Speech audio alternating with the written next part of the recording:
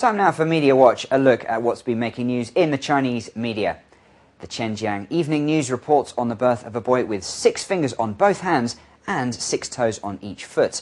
Doctors suspect the boy's mother may have taken some medicine or received radiation during her pregnancy. They've recommended that the boy be operated on before he turns 3.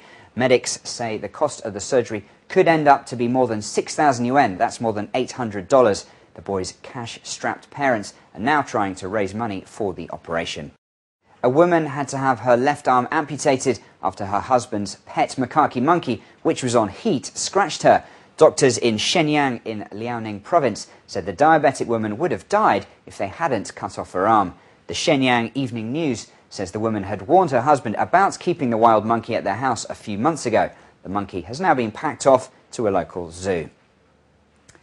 An honest cab driver made headlines in Yangzhou in Jiangsu province by going to extraordinary lengths to give back 50,000 yuan, or more than $7,000, that had been left in his taxi. The Yangtze Evening News reports that the driver parked outside the owner's apartment building and honked his horn until they came down. Feng Jun found the bag full of cash in the back seat of his cab minutes after dropping off a couple.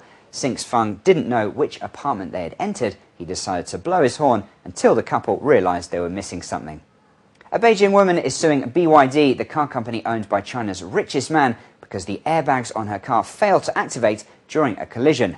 Hua Yanhong claims she bought a $6,000 car from Beijing Wonder Automobile Service Company because it was advertised as having a 5-star safety system. But when a friend borrowed the car and was involved in a serious rear-end collision, the airbags on the car failed to activate.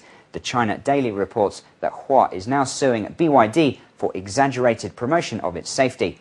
BYD is owned by Wang Chuanfu, who this week was named the nation's richest man with a fortune of more than $5.1 billion.